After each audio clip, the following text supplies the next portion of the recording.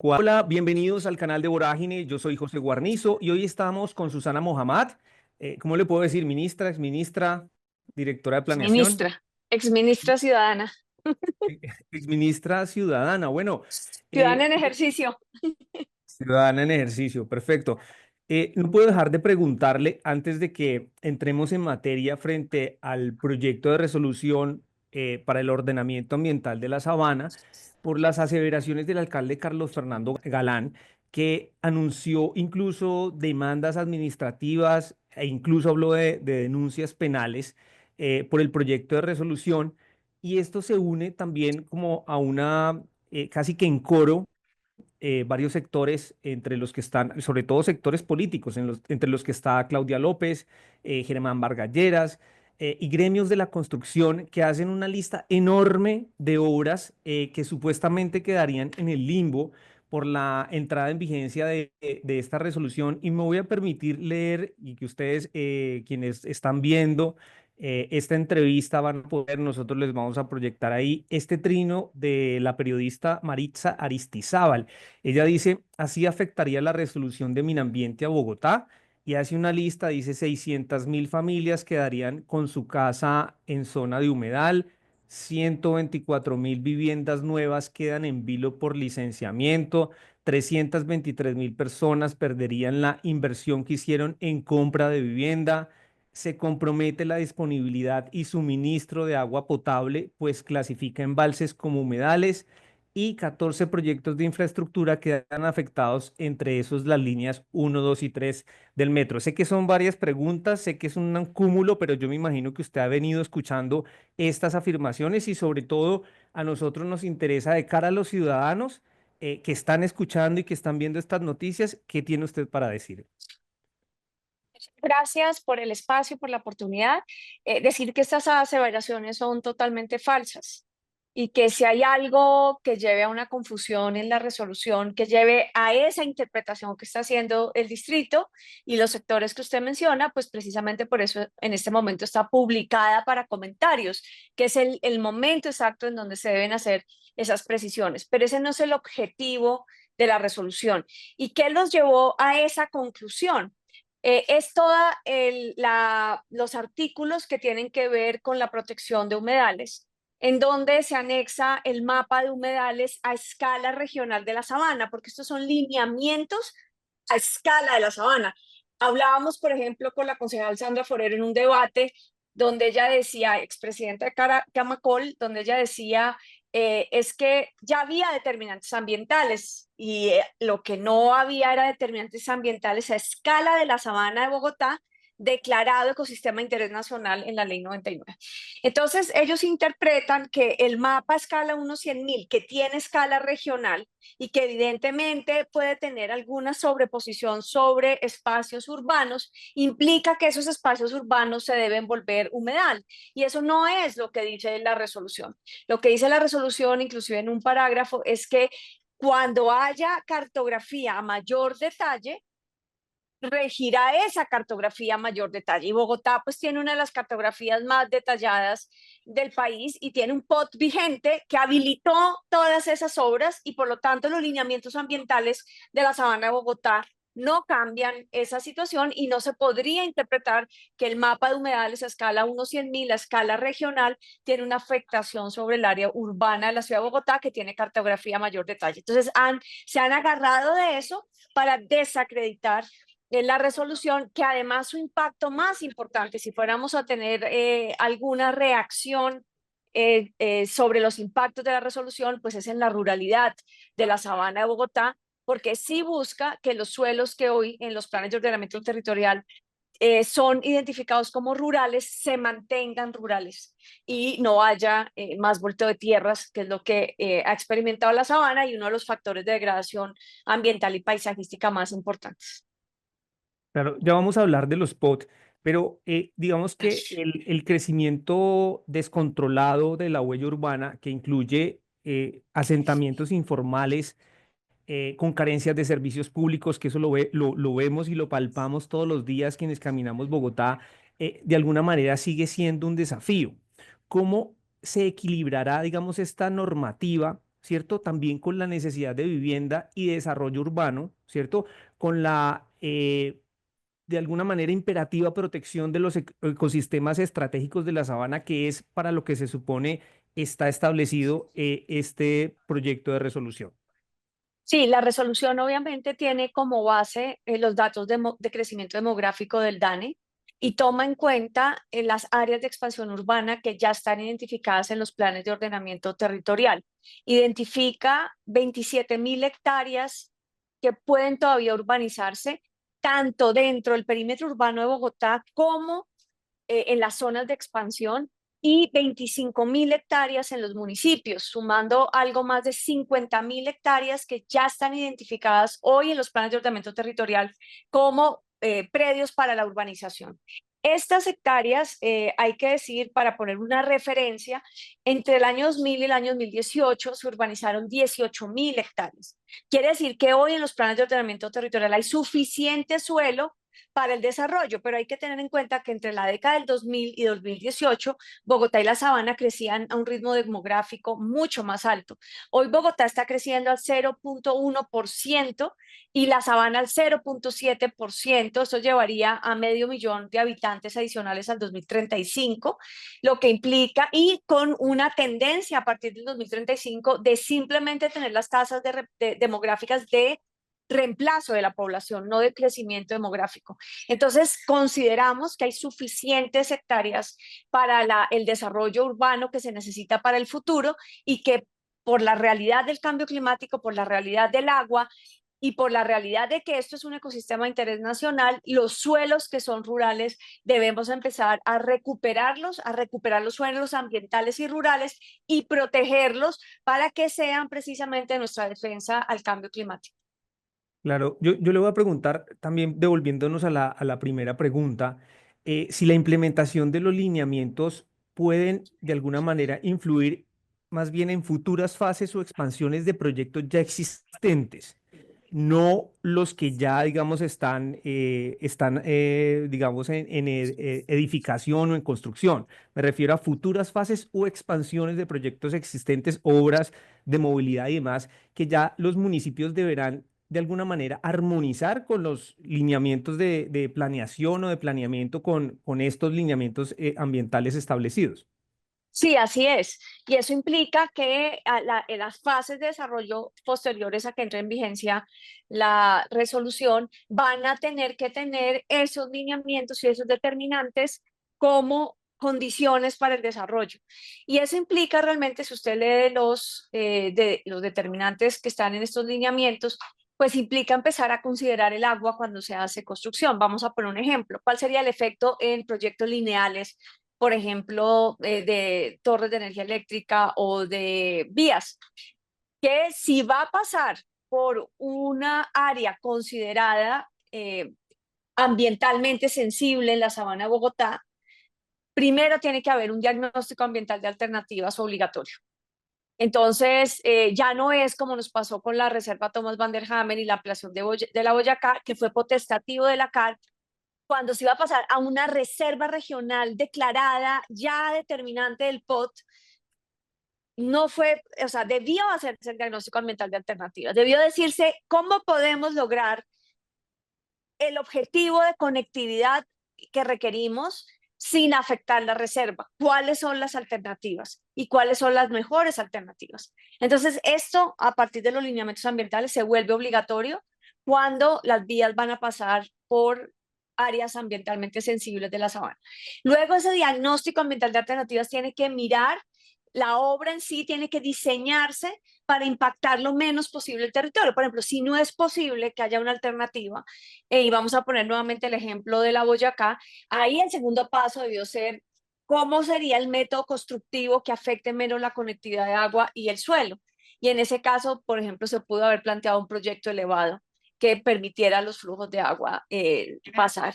Entonces sí empieza a generar unos determinantes muy específicos y hay un impacto específico sobre un tipo de intervención que va a ser el tema del abastecimiento futuro de Bogotá, porque allí sí se ponen unas condiciones para que la CAR autorice un trasvase de cuenca adicional al que hacemos hoy, para que los que nos están escuchando lo entiendan mejor. Hoy Bogotá no vive del agua que está en su cuenca, la tienen absolutamente contaminada, tiene que traer agua del Orinoco a través del embalse de Chuza, que es el 85%. Eso tiene un impacto también en la otra región. Esa agua debería ir a Villavicencio y termina captando la Bogotá antes de que llegue a Villavicencio. Y entonces eso tiene efectos regionales y ese trasvase de cuenca se pretende ampliar.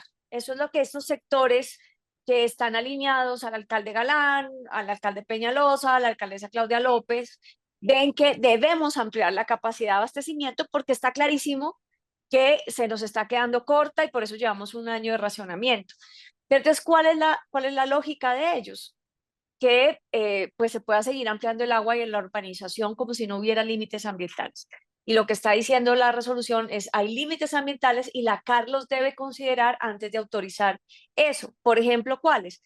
¿Cuál es la capacidad utilizando aguas lluvias, haciendo reuso de agua?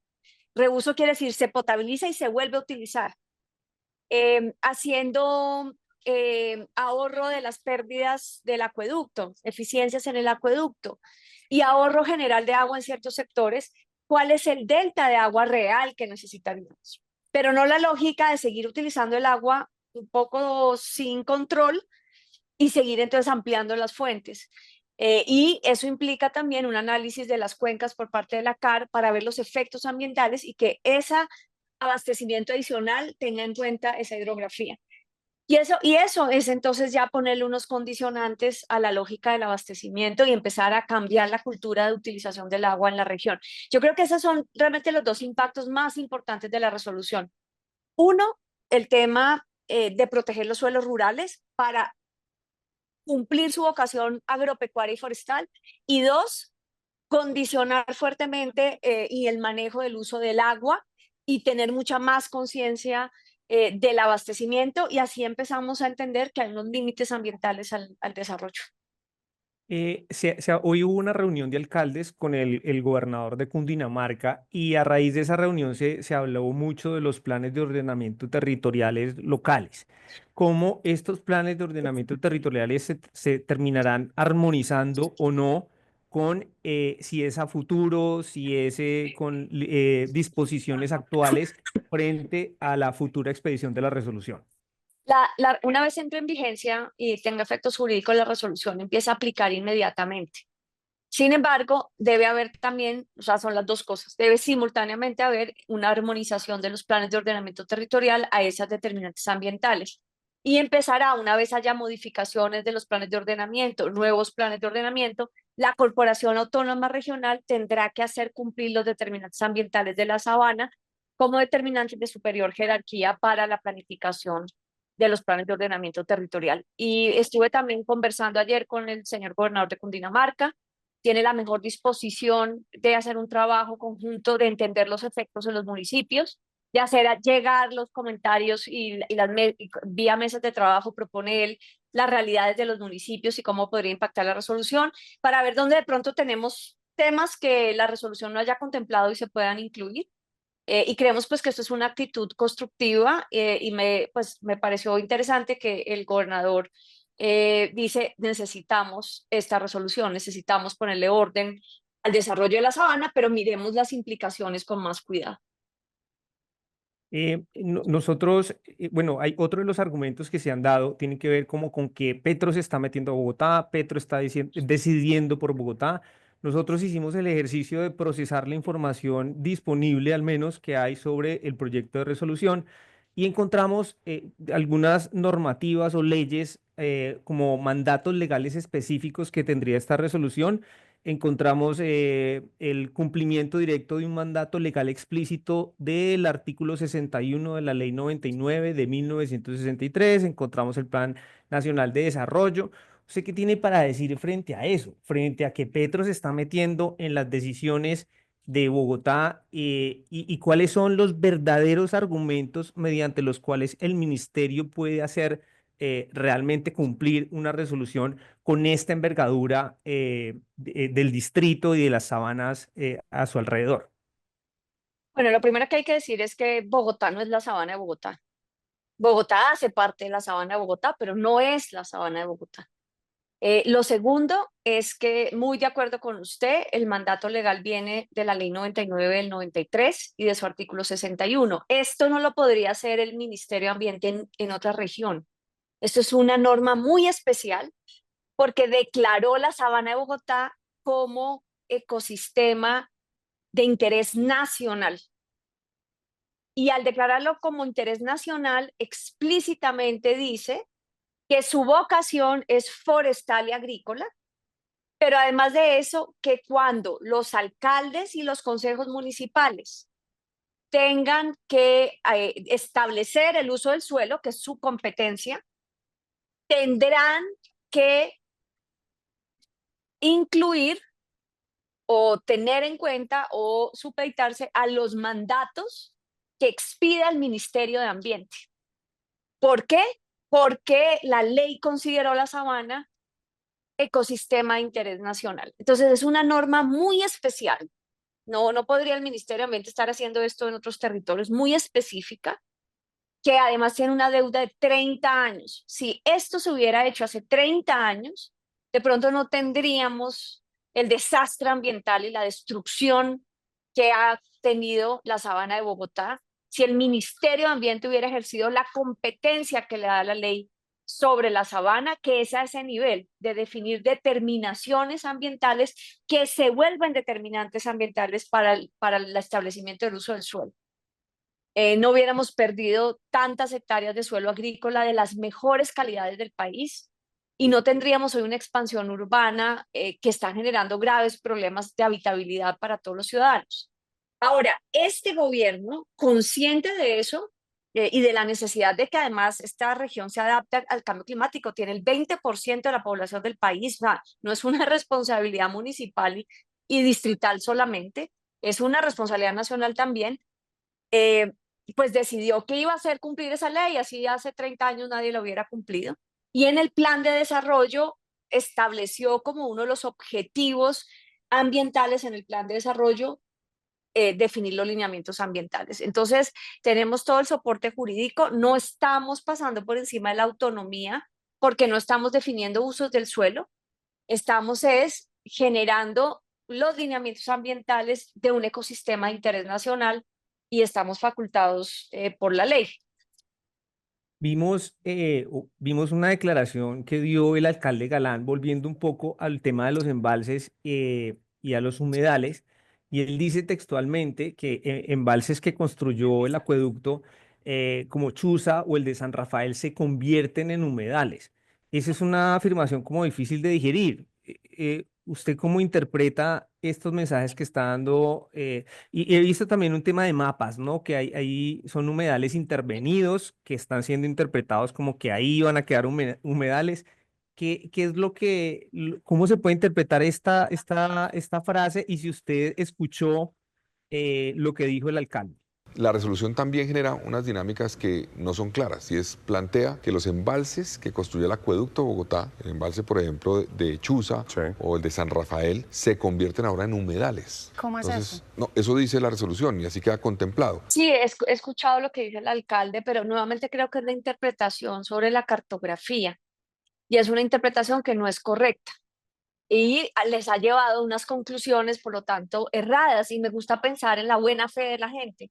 O sea, que significaría que tenemos que clarificar si esa interpretación es posible o se dio, pues estamos en el momento de publicación de la norma para hacer explícito lo que realmente la norma quiere hacer. Y es que al poner realmente la lógica de adoptar el mapa de humedales a escala 1/100.000 es más una lógica para la ruralidad, que identifique los flujos del agua y se puedan tomar condicionantes de protección en la ruralidad. Escala urbana aplicaría si los municipios no tienen una cartografía de mayor detalle, pero esto no le aplica a la zona urbana de Bogotá precisamente porque Bogotá tiene una cartografía de mayor detalle y un POT que utiliza esa cartografía. Entonces no es cierto que haya que levantar los barrios, que no se puedan construir los colegios, que sí, ahora que usted construya eso fue un debate en el Consejo de Bogotá, usted construya el patio taller del metro en el valle aluvial, o sea, en el valle de inundación del río Bogotá, eh, Pues ese fue un debate que dimos en su momento en la aprobación del POT. Nosotros, nuestra bancada, en ese momento yo era concejal de Colombia Humana, no estábamos de acuerdo porque creemos que es un determinante de riesgo. Sin embargo, pues así quedó en el POT y está adoptado en el POT y eso pues no tiene, esta resolución no va a tener un impacto sobre esa decisión específica. Ahora, que haya que cuidar las zonas de influencia de los embalses que provisionan agua a la región, pues eso es absolutamente fundamental.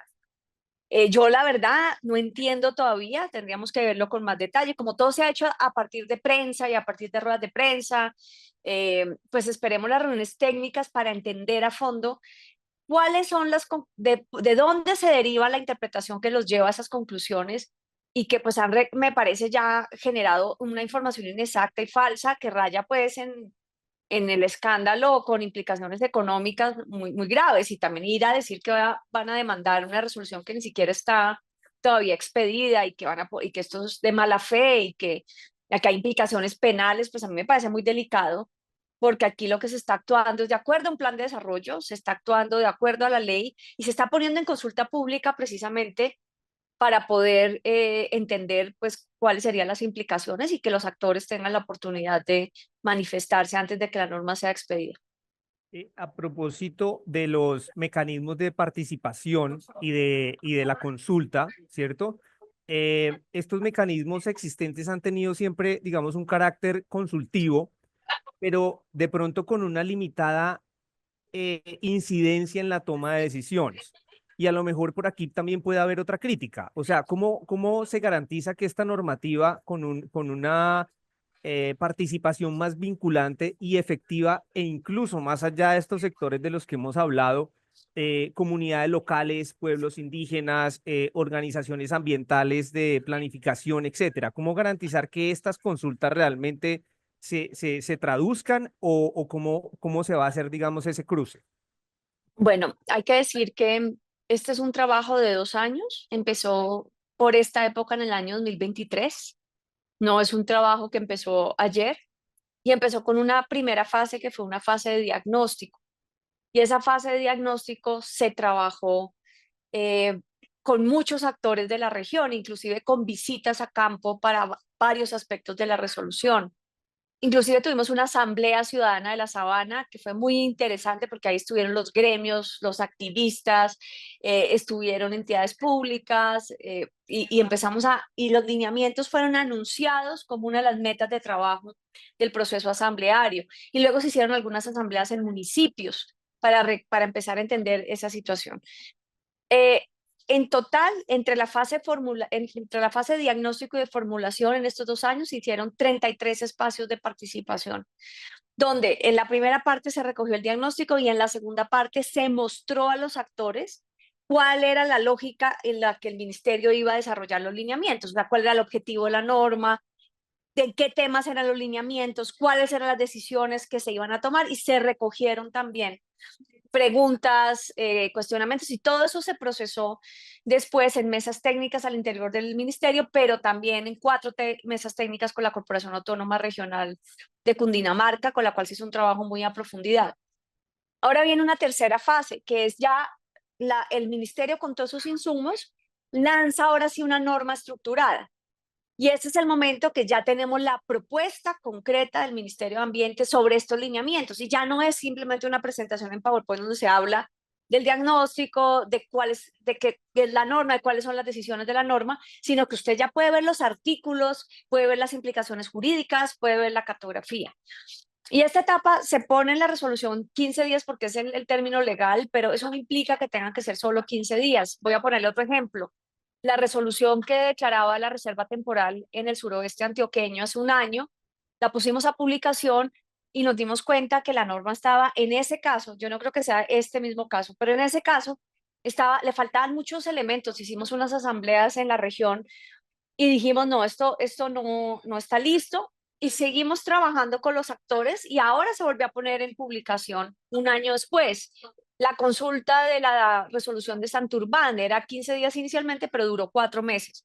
Entonces creo que por la envergadura de la norma y los impactos que puede tener, pues ahora ya con una propuesta concreta es el momento de sentarse con todos los actores, pero sin olvidar que la competencia, una cosa es la coordinación, la consulta, la concurrencia, otra cosa es la concertación o la dependencia del acuerdo para ejercer las competencias ambientales en determinantes que son de superior jerarquía y donde los actores tienen las competencias. Ahora, hay que demostrar que sí tuvo suficiente participación, cómo se toma en cuenta esa participación, pues para que pase preceptos de participación constitucionales. Pero yo creo que no estamos lejos de eso y que ahorita seguramente ya no está en mi poder. La ministra Lena convocará las mesas técnicas con alcaldes, con gobernación, con el distrito, pero también ir a los territorios.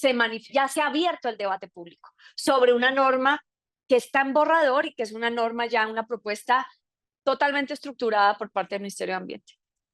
Bueno, ya para ir cerrando, porque entendemos que tenemos poco tiempo, hay quienes dicen, todo esto se está volviendo político y seríamos muy ingenuos, es decir, las interpretaciones políticas que hay alrededor de esto. Hay unas fuerzas políticas que están tomando ciertos argumentos en contra de la resolución, que son actores políticos, pero también podrían decir que usted, valga la contradicción, está pavimentando una candidatura a la alcaldía de Bogotá.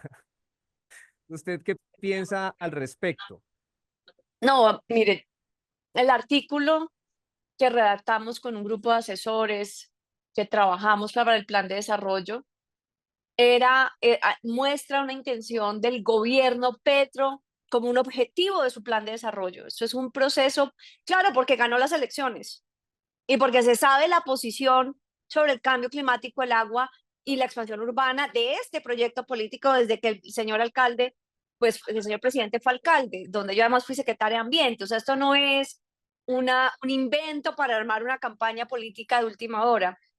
Esto es un proyecto político que ganó las elecciones nacionales y que puso en su plan de desarrollo la necesidad de tener estos determinantes ambientales porque tiene la competencia de lo nacional para hacerlo.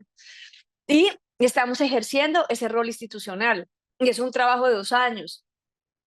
Entonces no tiene nada que ver una cosa con la otra, más unas elecciones que van a ser en el 2027. No, la verdad es una forma de desacreditar y de ponerle ruido a una norma que debería ser, por el contrario, una gran oportunidad de debate público y democrático sobre el futuro de la sabana de Bogotá, más aún en un año en donde esta ciudad de 10 millones, esta región de 10 millones de habitantes, tiene un año de razonamiento de agua. Es que no es una cosa menor, no se puede banalizar con intenciones políticas secundarias.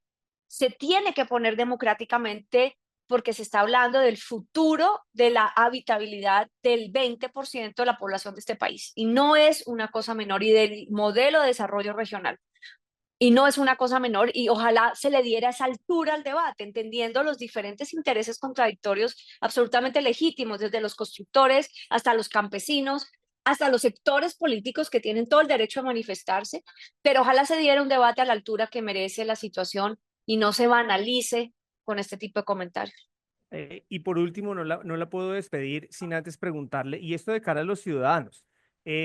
Vimos el famoso Consejo de Ministros en el que usted dijo que no se podía sentar con Armando Benedetti, y cualquier ciudadano legítimamente también se puede preguntar cómo entender que usted ahora vaya a aceptar o vaya a asumir ser la directora de planeación de este gobierno. Y otra cosa también que tiene que ver sobre todo con el reclamo que usted le hizo al presidente en vivo y en directo. Y yo quiero decir de entrada que en temas de feminismo yo no soy yo precisamente quien tenga los conceptos acertados, ni mucho menos quien pueda calificar quién es feminista o no es feminista, pero el presidente en la respuesta que le dio a usted también dio una definición y habló de segundas oportunidades. ¿Qué decir frente a continuar, digamos, en el gobierno después de esta conversación? Porque hay muchos ciudadanos que se lo están preguntando y ciudadanas, y también frente a lo que dijo el presidente respecto a temas feministas. Decir que hoy no es una realidad que yo vaya a ser directora de planeación, y por lo tanto me pronunciaré en el momento en que eso o se decida o no se decida. Entonces no es el momento. Y segundo, también invitaría a leer mi pronunciamiento completo, porque se supeditó todo lo que dije ese día a una frase. Y creo que valdría la pena ponerle todo el contexto. Yo lo dejaría ahí.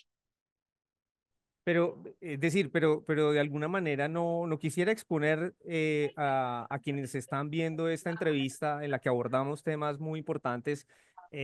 También si usted advierte alguna contradicción o está de acuerdo con lo que le contestó el presidente, etcétera, etcétera. No, yo no estoy de acuerdo con la respuesta del presidente.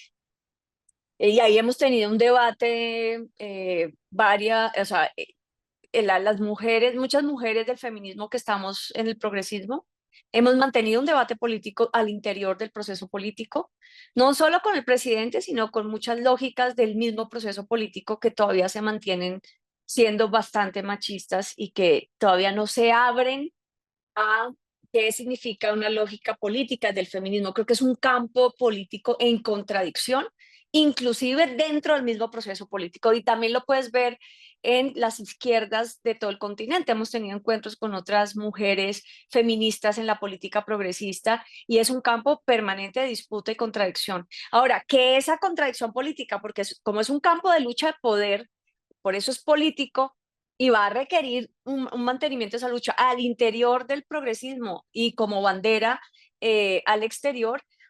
No quiere decir que por esa lucha que se tiene que seguir dando, pues se ponga en cuestión todo el progresismo. Pero se Y, tiene que seguir dando la lucha en su contradicción. Y yo he sido una de las personas que la he dado desde adentro, y no solamente ahorita en este gobierno, desde antes, que nos ha costado políticamente hacia adentro y que nos ha costado oportunidades políticas por esa posición política. Eso no quiere decir que la vayamos a dejar de defender, tampoco quiere decir que vayamos a abandonar el proceso político que estamos labrando, que somos constructoras por nuestra posición política, porque eso sí sería, digamos, el peor de los mundos. ¿Y de qué depende su llegada a planeación? El presidente está reconfigurando el gabinete, está reorganizando los equilibrios, las fuerzas al interior del gobierno, que inclusive el mismo gobierno en sus alianzas es un campo de disputa política también. Eso, y no solamente disputa política del proceso nuestro, sino el Estado como institucionalidad es un campo de disputa política. Nosotros tenemos, pues, hemos gobernado solo 4 años, o ni siquiera todavía 4 años, pero las élites de este país han gobernado por décadas. Entonces la configuración del Estado y sus funcionarios y sus mentalidades no son del progresismo. Estamos en un Estado configurado para el neoliberalismo y es muy difícil la disputa política interna para hacer que el Estado responda a la lógica política del proyecto que lo está gobernando. Eso es un proceso. Entonces, vamos a esperar definiciones que está haciendo el presidente y que en esa reconfiguración veamos si es adecuada, digamos, mi llegada a Planeación Nacional. Muchísimas gracias, exministra Susana Mohammad, por su tiempo. Se lo agradecemos mucho para la audiencia de Vorágine y por las dudas que gravitaban alrededor sobre las disposiciones de esta importantísima resolución que tiene implicaciones en el medio ambiente en la Sabana de Bogotá. Y a ustedes muchísimas gracias y también le aprovecho para felicitarlos por su trabajo de investigación y su trabajo periodístico y un abrazo a toda la audiencia. Muchas gracias. Muchas gracias.